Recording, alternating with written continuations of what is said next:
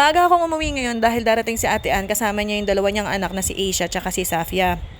Mag-holiday kasi dito, so isa-celebrate namin yung Heroes Day dito sa bahay.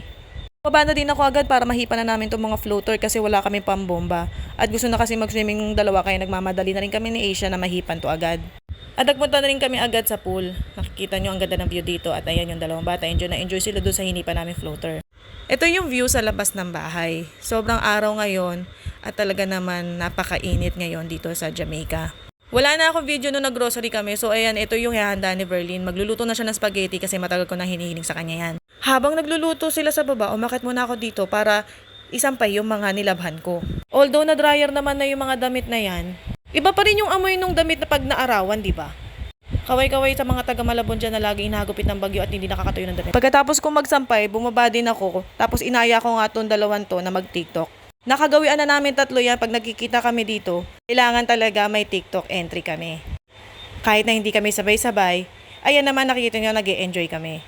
And also, para na rin kami nakapag-exercise sa sobrang daming naming take.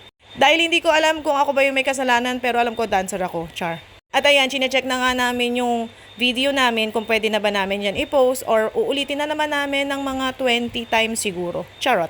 At ito nga yung clip ng aming TikTok dance. Check nyo na lang. And this is the finished product. Char. Hinaantay na lang namin yung noodles at talaga naman nag-crave na talaga ako sa spaghetti.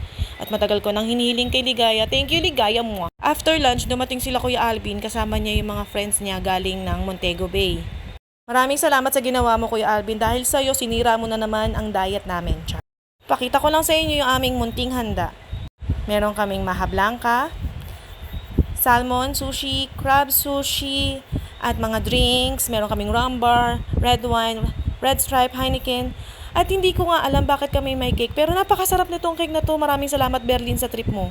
Gabi na niyan at umuwi na yung mga bisita. So mag-movie marathon na lang kami ni Ate Rose habang naglalaro yung dalawang bata sa likod at nagkukulitan.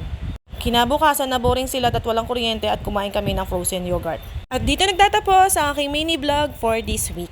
Nagpapasalamat talaga ako sa lahat na sumuporta sa akin dun sa una kong video. And comment nyo lang kung ano pa yung mga gusto nyo makita dito sa Jamaica. And hope to see you soon, guys! Bye!